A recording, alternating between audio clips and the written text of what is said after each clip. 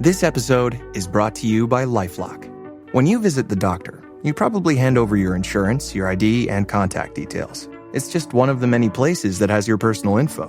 And if any of them accidentally expose it, you could be at risk for identity theft. LifeLock monitors millions of data points a second. If you become a victim, they'll fix it, guaranteed, or your money back. Save up to 40% your first year at LifeLock.com/podcast. Terms apply.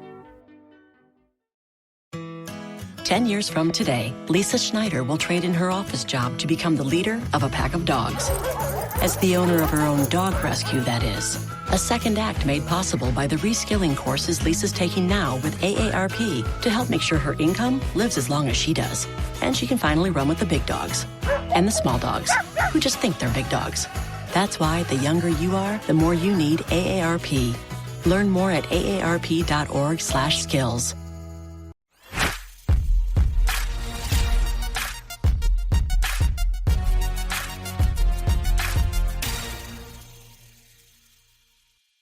Hey, this is William Tincup and Ryan Leary, and you are listening and watching Practitioner's Corner. Ryan, how are you doing? I've never had a bad day in my life. How about you? I think I've got evidence to the contrary, but that's okay. No worries. That is not true. It's not true. We have a wonderful guest on with us today. Richa, how are you doing? Fantastic. Never been better. Thank you. Now, that is true. Fantastic, yes. There you go. There you go. But I kind of feel like she might have been better before she joined the call. I don't know. 100%. 100%. So hey, I'm just looking forward to the next hour. So there you go. So why don't we do some introductions? Richa, why don't you introduce yourself? Tell us a little bit about yourself. Absolutely.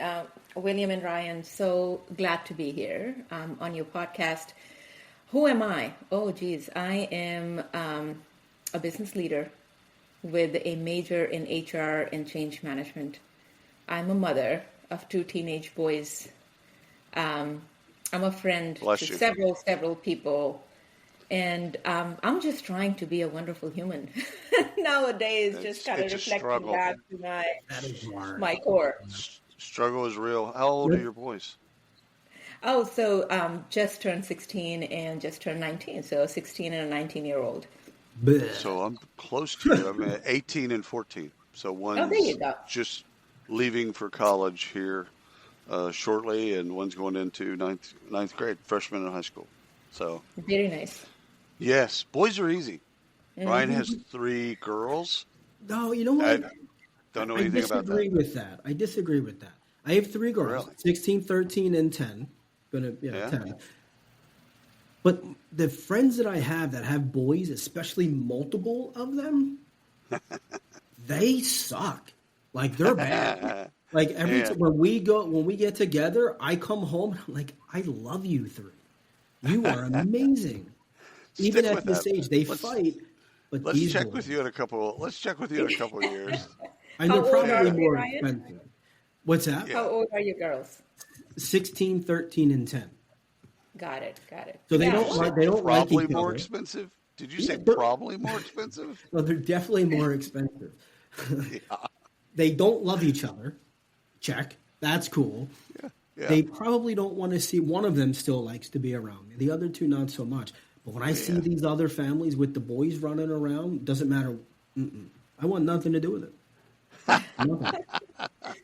Well, I think just different challenges, Ryan. They really are. I mean, my boys are fantastic, but I have trouble with driving them, like self-drive to actually care about themselves and their life. Brush their teeth, put on deodorant, basic stuff. Basic stuff. No, it's true. Girls care about that. Girls care about that. Boys, they could go. My boys, I won't speak for all boys, but my boys, Van will take a shower. He'll take a shower every night. Like, he would take a shower like 3 or 4 times a day if he could. Henry, man, if you left him alone, he would go weeks without taking a shower. Well, he's a Boy Scout. He can handle that. Oh yeah, but Michael's really worried about it. I'm like, honey, he's joining the Army. He's going into the Corps of Cadets. They're going to take care of him.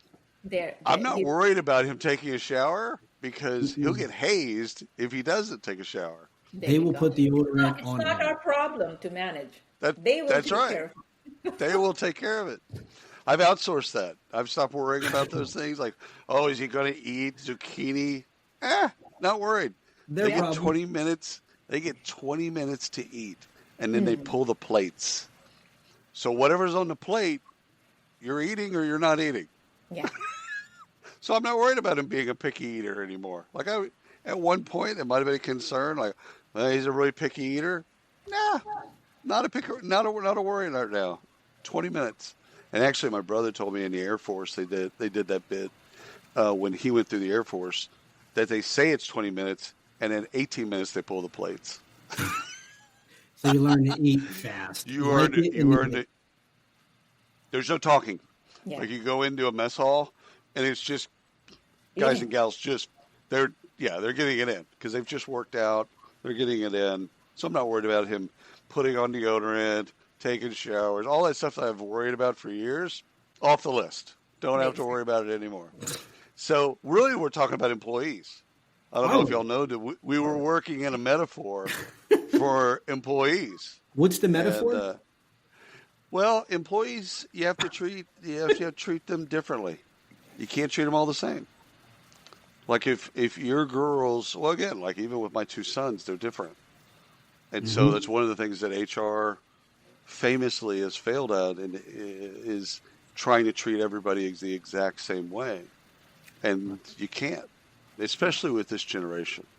I think it's even more highlighted with this generation than previous generations, that there's a level of personalization that you have to, as an HR leader, you have to acknowledge. And not to behave like parents with employees. Right. I mean, there's something to be said about it's their life and their future and their development, right? So they need to own it. You can only enable that and hold up the mirror and take them to the water, but they've got to drink the water themselves, right? So, That's a really good one. Treating them like adults is so key.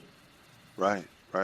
So tell us a little bit about what you're doing now, and then we're going to go backwards. So introduce yourself insofar as kind of what you're doing these days. Oh gosh, William, I am living my life these days, and I am taking a short career break.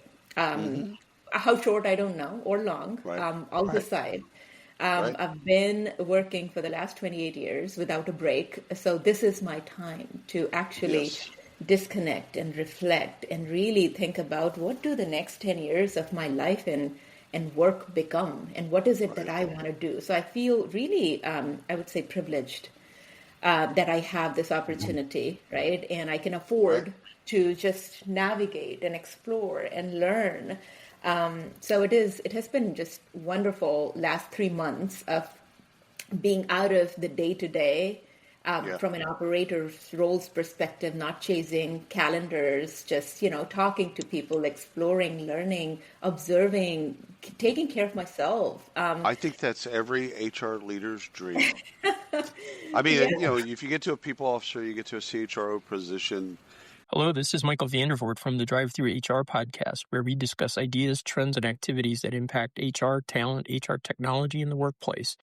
Our focus is on expanding knowledge and igniting curiosity as we hear directly from people who are shaping the future of the HR industry. Join us. And again, the grind of it is real. Now, I'm not even dealing with COVID grind. I'm talking about just the regular grind of it being real, because it's never done. You're a firefighter.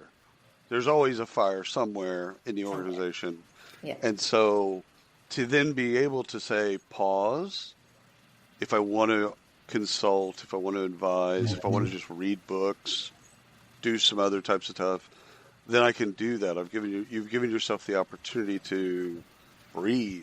Yeah. Well, and it's such an emotionally connected role if you're doing it the right way. And I mean, so many people we talk to kind of in that same path, except they haven't taken the time. And it's almost like I feel bad, like you need to take some time.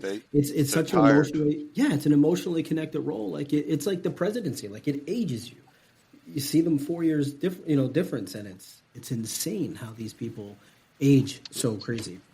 Yeah, That was a no, Biden that's dig. true. Nice. That's, Good for you. that's true. And I think it's really healthy. It is so healthy. I think all leaders need to do this, right? Whenever they can afford it, whenever their life Agreed. can allow for such a break, it's just healthy because you collect so much, like you said, and the jobs are difficult. Yeah. This is a very difficult time to be in the enterprise world, right? I mean, Let, there's let me let just me let me ask let me ask this before we get moving. So you've been 3 months, you said, so far. Okay, that's so correct. resting, all of that, got it. But how much of that time have you spent reflecting on what you've done in your career? Not necessarily what you want to do moving forward, but what have you reflected on?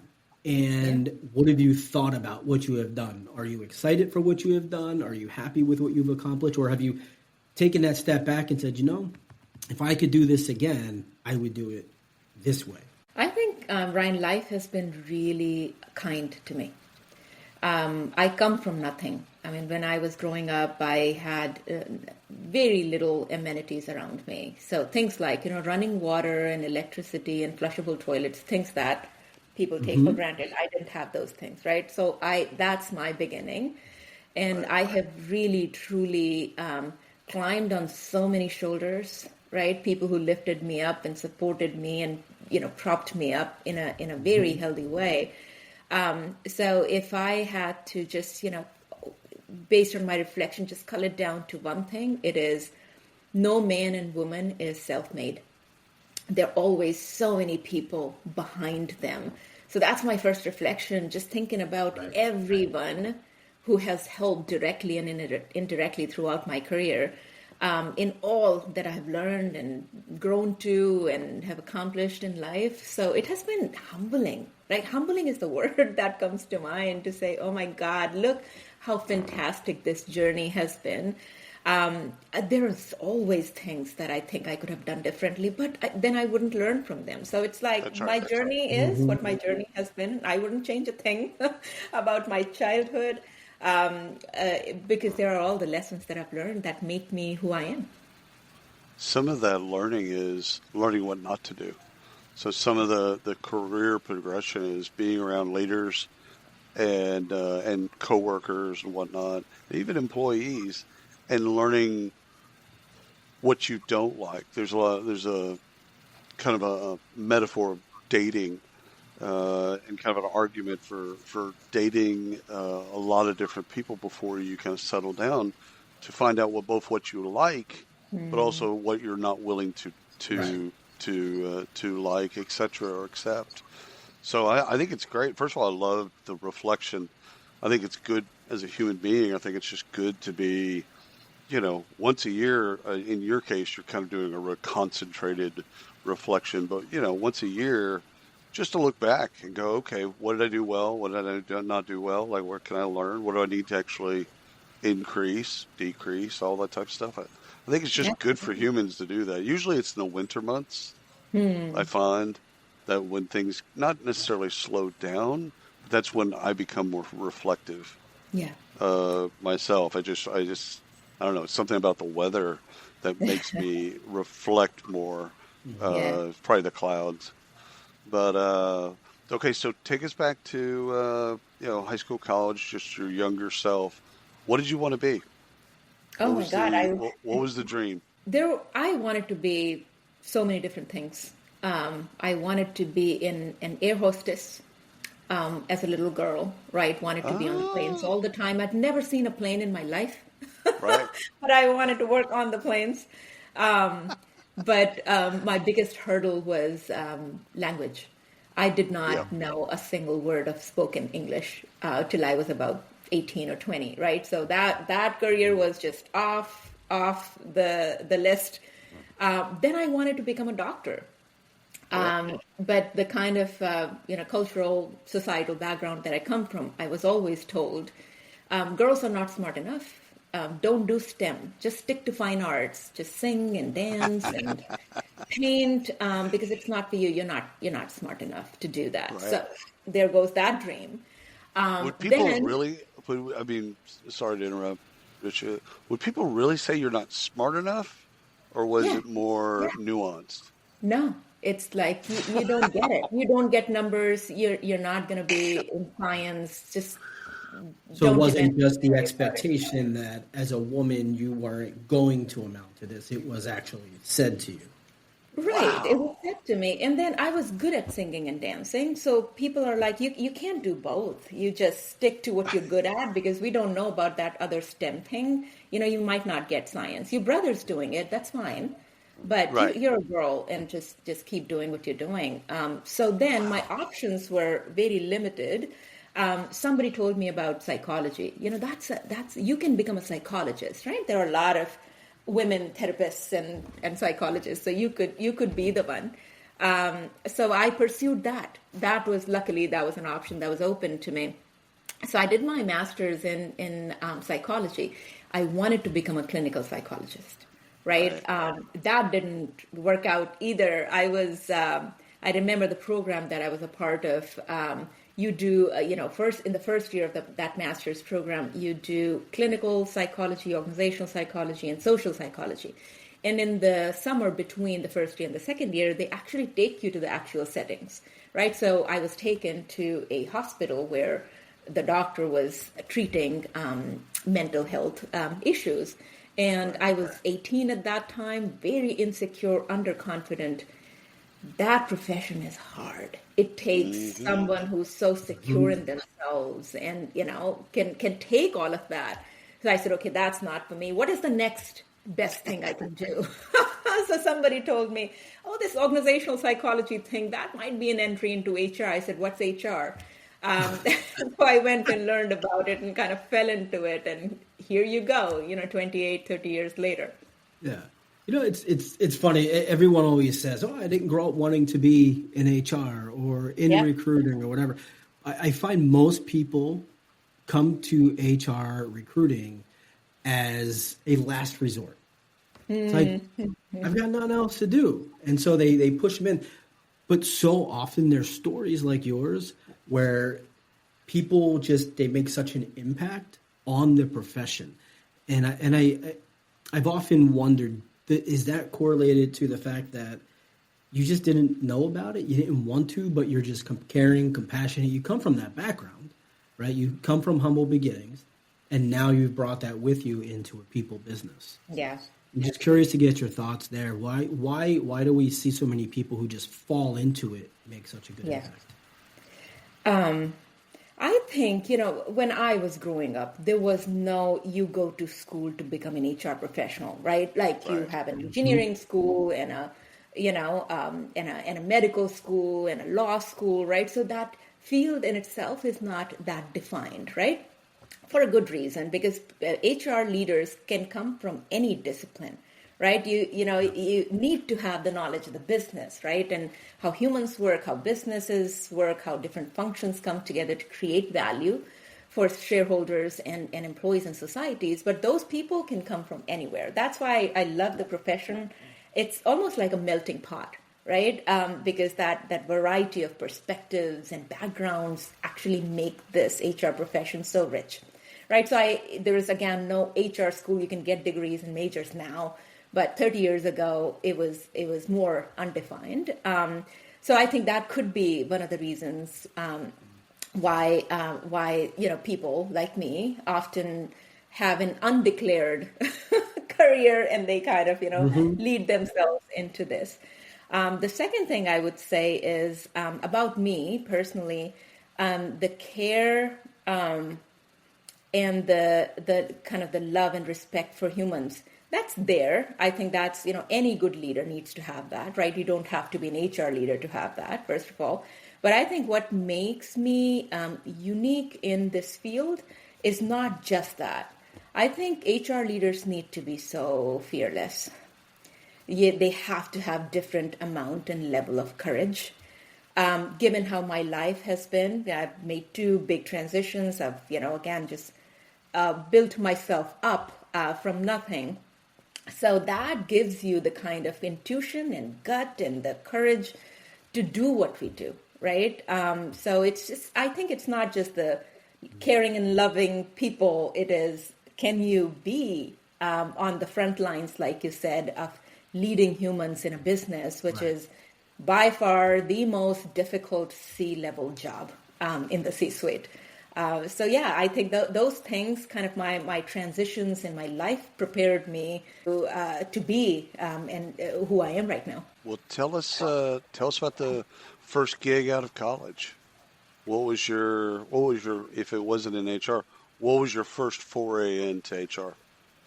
It was in HR. So I was interning with a company called Aisher Tractors. So my first job was in manufacturing. I have seen tractors being rolled out of of the assembly line. So that was my first one. Again, just that was the first time I'd seen what HR in action actually looks like. So I was responsible that's safety, for that's compliance, that's all kinds of fun stuff. a lot of In safety, a lot of manufacturing. compliance. Yeah. Yeah. And a lot of training, right, of employees. So that was my first project, to make sure when we hire new recruits, how do you onboard them properly? How do you assess if they're ramping up in a good way, that they're ready for the real life out of college? It's interesting. You would love this now if you ever got back into that. But Hogan Assessments has an assessment. It's an assessment for safety. So it's a pre-hire assessment. Wie wäre es, weniger Zeit mit dem Einkauf zu verbringen und dafür mehr Zeit für deine Lieblingspodcasts zu haben? Mit dem Rewe Abholservice geht das. Bestell deinen Einkauf einfach online und hol ihn bequem und fertig gepackt im Markt ab. Natürlich ohne Mindestbestellwert. So bleibt dir mehr Zeit für die nächste Podcast-Folge oder deine Lieblingstracks. Jetzt ausprobieren auf rewe.de/shop oder in der Rewe-App. Dein Rewe Abholservice. Online bestellen, im Markt abholen. This episode is brought to you by Progressive Insurance. Do you ever find yourself playing the budgeting game? Well, with the Name Your Price tool from Progressive, you can find options that fit your budget and potentially lower your bills. Try it at progressive.com. Progressive Casualty Insurance Company and Affiliates. Price and coverage match limited by state law. Not available in all states. To see if you're kind of hardwired, your personality is hardwired to be risky or not. And like if you're hiring a forklift driver or somebody on the assembly line, you don't want risk. You don't want risk. You want people that again, managing your risk for your company. You want people that are kind of aligned with safety. Yeah. So, It's a mindset, again, isn't it? It is. The personality folks would have us believe it's all personality, but anyhow, manufacturing is a tough first. That's a tough first gig, actually. That is first of all, you dropped off deep into the pool, and so Ryan, what would you? I know you have questions. Well, so we hear a lot of nightmares around manufacturing, and stories are from HR people. I mean, I feel like we could write 3 books on, or at least do like 40 episodes just on the horror stories of manufacturing and HR, which actually might be pretty funny and pretty good. Give us one of your, no names or companies unless you want to implicate. Give us a fun story, a story that we would just be like, wow, you had to deal with that, and especially coming for your first jump into HR. I'm trying to think of a fun story. It was so long ago. I don't have anything fresh There's in my nothing memory. fun. You've blocked all that out. That's called trauma, Ryan. We've never stumped anybody. It was a lot of trauma. Now, A lot of trauma. Or the tractor took out the building and... No, none of. Unfortunately, I don't have any of those stories. In manufacturing, especially light manufacturing here in the United States, it's just the talent that you can hire at the wage rate that you can hire. Very different. It's very different, usually fairly uneducated, and you've got to over-index in training. You got to over-index in communications and safety and compliance, and it's never done. Like that board or whatever of how many days since your last accident, that's a very real thing. And so oftentimes I see people that come out of manufacturing from an HR perspective, it's like they've been in war. and then all of a sudden they get a job in finance, HR in a financial services company. And it's like completely different. Like, there's still safety, but not like that. That Not is like like that. Yeah. really, really intense. Well, What'd you do after the? Okay, go ahead, finish your thought. Oh, I just wanted to give you one story. It's not funny, but it kind of gave me the glimpse into, how important cross-functional communication and operations is in manufacturing. So one day I was on the site, and I worked at the corporate office, so we used to go to the on-site to the plant often. And there were like 10 workers, assembly line workers, just sitting there. I made the round in the morning, they were sitting there. 4 hours later, they were sitting there. In the evening, they were just sitting there not working. So, I got tempted to ask them, what's going on here? And they said, you know what, you see this unfinished piece of tractor. The parts that were supposed to arrive here 2 days ago haven't arrived, and we have no visibility into when they're going to arrive. So it's like, what do you do in the interim? Like, are there other things you could do? They said, no, we are specialized in this part, in this, putting this piece of tractor together. So unless that part arrives, we are just going to sit here and hang out.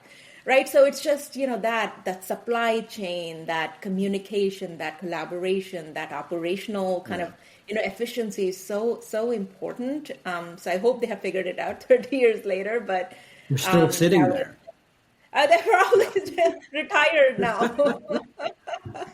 They're still sitting there like, it still hasn't come in. COVID hit, and I know the part. 20 years later, it happens. So what have you seen? So your career has grown, obviously, since that time. What's one of the most impactful or key things that you see that has changed in HR and the work that you're doing from when you started until now, post-COVID? Yeah. When I started, I think, the kind of companies I worked in, very tactical. And I was also very early in my career, right? So in India, I worked for companies where employee delight and satisfaction was so important. HR was expected to cut mangoes for employees because it was all about their engagement and productivity, right? So I've done things like cutting mangoes for employees to increase their engagement in summer months to what I do now, which is actually, being that true accelerant to the business. Right? Because business is all about people, up to 80%, maybe more of any company's OpEx is tied to people, right? So that becomes your biggest revenue producing asset, right? So from cutting mangoes to having this realization and finding tools to actually impact at that level, that has been the journey. And I think, HR has transformed in the last 30 years and has gotten. Hey friends, Marnie Robbins here, host of Vibe Makers, a podcast now on the Work Defined Network. Look, we all know workplace culture doesn't come from a slide deck. Gross. It comes from people. So on Vibe Makers, I talk to the folks shaping the experience of work from the inside out.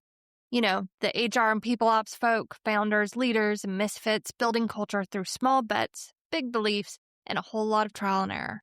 No fluff. Well, maybe a little fluff, but mainly just candid talk about what happens when you stop duct taping your culture together. Come check us out. Listen to Vibe Makers wherever you get your podcasts. More of a seat at the table and is being viewed as one of the core critical functions in the organization.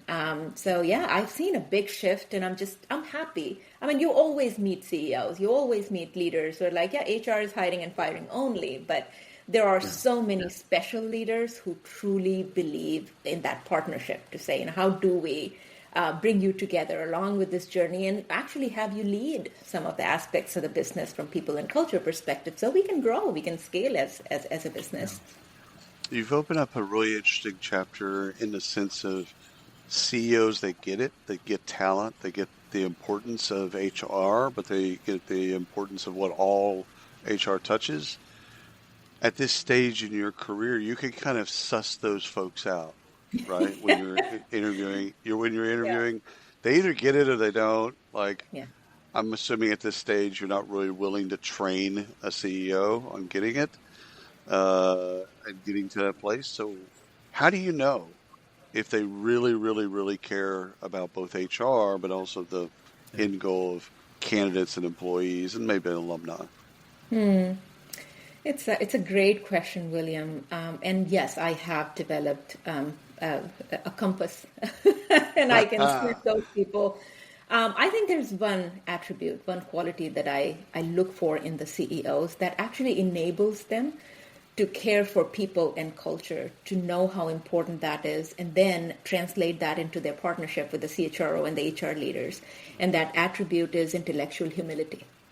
They can be sharp as a nail, but having that realization and acknowledgement of I don't know it all, leading humans and people is tough, right? And having that humility in themselves to actually just get out of their own way, be vulnerable, ask questions, be curious, connect with humans at a different level, right? To understand who they are, how do they, why are they here in my company, right? And how are they helping take us forward and actually learn from them? I think if, that attribute in itself just, makes a fantastic leader, but I think at the CEO level, even more important, harder, because once you're a CEO, I mean, you've accomplished so much. You have a wonderful resume. You have done things right to earn the right to be at that level. So intellectual humility is not the easiest to get to, but the brilliant, the most effective CEOs have that in abundance. So that's what I look for, because it just clears everything else. And would you also say that that's maybe, probably, potentially the attribute that's missing from most of the conversations you have with CEOs? I have met some fantastic ones, Ryan, that actually have it, that get it, right? And if there are the first-time CEOs, they're still learning to get it, learning to see themselves in that light. The seasoned ones who have been around the block, right, who have succeeded and failed and learned from them, get it. They really do. And the unsuccessful ones are just not going to go anywhere anyways. And that would be a determining factor, right, in taking a role at a company for a CHRO. That's 100% right. I think that's my filter number one of, who are you as a human? How do you lead as a human? Do you care about people? I mean, it's not about, there is a difference between being nice and being kind, right? So I don't expect myself and other leaders, including the CEO, to always be nice, because as a leader, you've got to do tough things. But are you kind? You can do tough things while being kind, right? So, that's what I look at. The business, the market, finances, understand the balance sheets, you understand strategy, how to handle the boards. Do you understand humans? I think this is a great episode for people coming up to be able to suss out the people that they want to be around. Because life's short. Yeah. Your career's actually, it's short as well. Why be around people? Because you're not going to change them fundamentally. If they don't care, you can't. No matter what, you can't get them to care. Toxicity is no good. 100%. It's just, in marketing, if you take a CMO role, you typically, one of the first things you ask of the CEO is the budget. So you get a pretty good idea of their understanding of what marketing is by the previous funding of marketing. So you start off by just having a discussion saying, okay, let's just take a look at the last 3 or 4 budgets. And if the budgets are, just tiny in comparison to what they need to be, then as a marketer, okay, you don't care about marketing. You might even have an idea of that what marketing is, which is, hubris. But you're not funding it. At the end of the day, you're not funding it, which means that you don't really know what marketers do. I think there's a parallel with HR. I think finding out the leader, that intellectual humility, which I don't think I've ever put those two words together, which is great, because that's a good learn for me as well. But there's also a budget tie-in. So after I figure out if that gal or guy is intellectual, has intellectual humility, I now want to know, have they funded HR? because HR and marketing run the same risk of being underfunded. How do they support? Crazy expectations, funding down here. Okay, how am I going to get from A to B if I don't have the tools and resources to get there? So how do you suss that stuff out? I mean, now that once you found the CEO that has that intellectual humility, they might have that, but they might not have funded HR in a way that it needs to be funded. Exactly. And I think the intellectual humility is at the core, right? To assess if you can even work with that person. And then budgets 100%. And the partnership and who's going to be on the front for what, right? Are we going to be partners in this? You're going to say, your CHRO handles everything related to culture, and I as a CEO can go say whatever I want to say. That doesn't work either, right? So after you figure out if there are wonderful humans that you can partner with in accelerating the business and scaling, because again, humans make up most of a company's expense, and humans are the ones that make or break a business. So after you assess that, that's the core of it. And then there is, of course, the partnership, the budgets, the investments, the business is, it's accelerating, it's evolving constantly. Every year in a CEO's life is different in their business.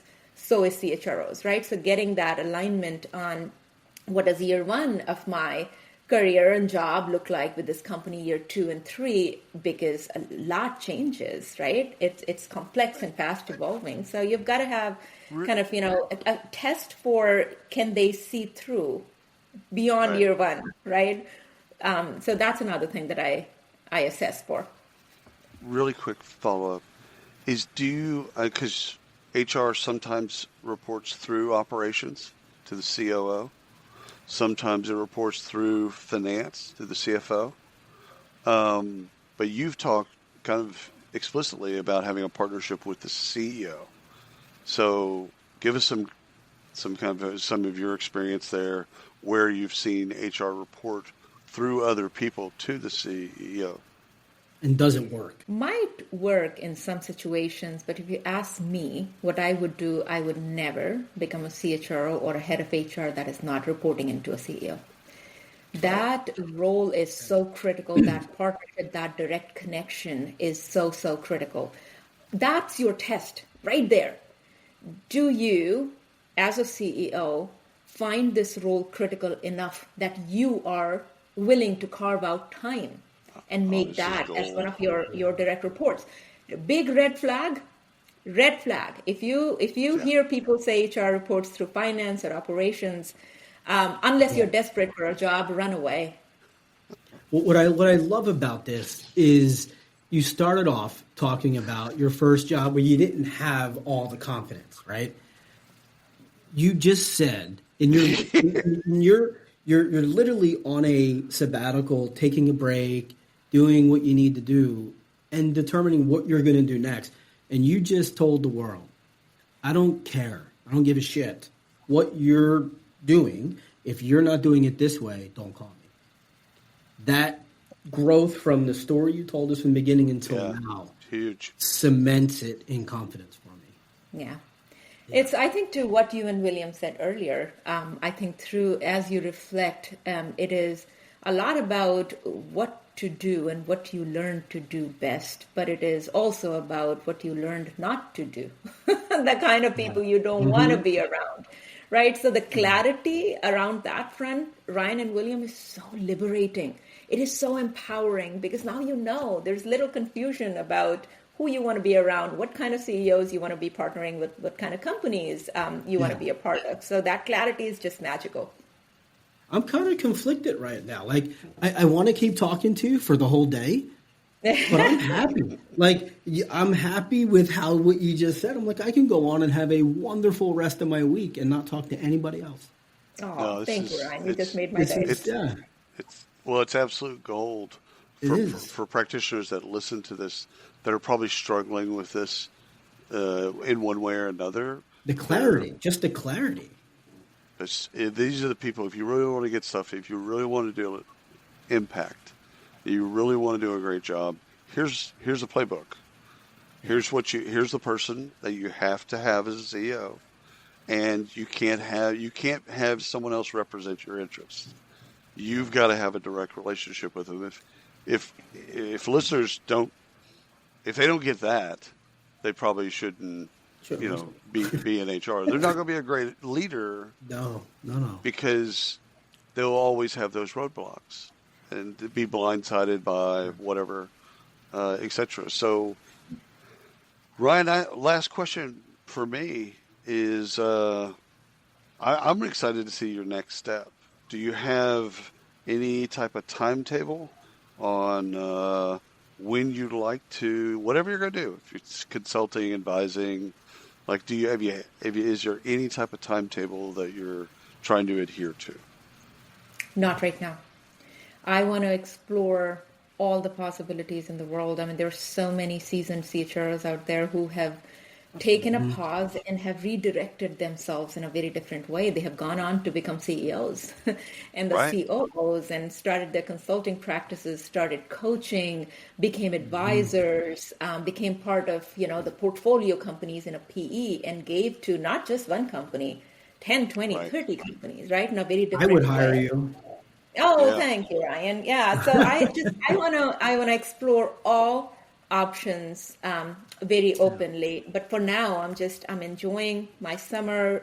My older one is back from college. He and I have started to go to yoga practice together. So, things like that, true blessings in life. It's just, I'm having fun.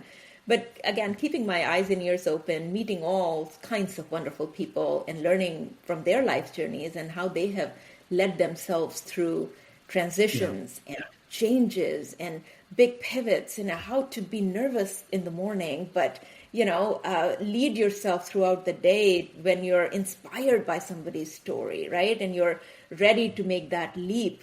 So I want to stay in this moment. And I met with a very sharp leader the other day, and I said, I'm in transition. And they said, you're not in transition, you are in a liminal state.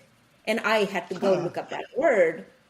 And he explained to me, it's where, you have multiple paths ahead of you that you can explore.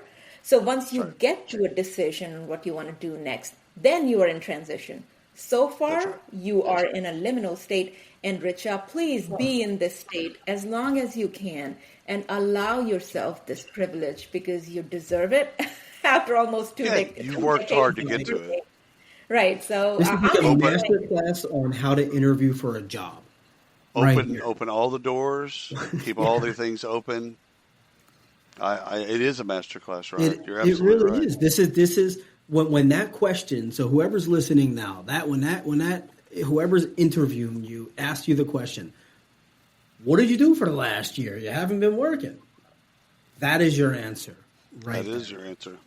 Yeah. That is the answer. And I'll give you one insight that I have collected about humans around me through this time is, William, you touched on it, just winter months and just the act of gratitude and networking. Mm-hmm. I have a ritual. I have an annual ritual of sitting down between Thanksgiving and New Year's and connecting with people who have given to me in meaningful ways, or people who have crossed paths with, people who might have forgotten me. And I ping them. And I just check in with them to see, how are you? That one question, just thinking about you, checking in. I hope you're doing well. Let me know if there's anything I can do for you. Without any expectation that they will ever do something for me. Yeah. But in this time when I'm just out there, right, reaching out to so many hundreds of fantastic individuals who I have connected with in the past, and to see their response to say, Richa, when do you want to talk? Let's talk. I'm happy to make time for you. So much just generosity, right? So when you're in this state or taking a break, transitioning, learning, don't do it yourself. There are so many fantastic people around you who will make time. Just don't think people are busy. They will reject you or your offer. They all lean in, right? That's the part of the human community that we need to create, where people can support and just connect without an agenda. And it has been proven so wrong and proven so right in the last 3 months that I have been in this liminal state, and I have thoroughly enjoyed it. So the annual thing that happens between Thanksgiving and New Year's, Does that it's off topic, but I'm curious. Does that have anything to do, because there's a major Indian holiday somewhere around there, and I was wondering if religion or some of the things that are cultural, does that have any impact? Is that just something that you've learned from? No, Okay. not for that. I think I didn't. It happens around Thanksgiving, and I did not know what Thanksgiving was until I arrived in the U.S. But We still don't know what it I is. don't think but yeah, most people here know it. you're good. They know No, it's turkey and you get off. Turkey Day. Yeah, so yeah. I'm a vegetarian, so there's no turkey. So what's left? It is the act of gratitude. So that's what I've hung on to. Golly, this is just been like the fantastic. it's just like the episode of like coolness. I love it. Oh, This has been thank you. fantastic. Love Thank it. you so much for your time, Richa. Of course. Thank you, William, and thank you, Ryan, for your time. It was lovely speaking to you today. It was, Pleasure. and thanks for the audience. Ryan, do your thing. Until next time.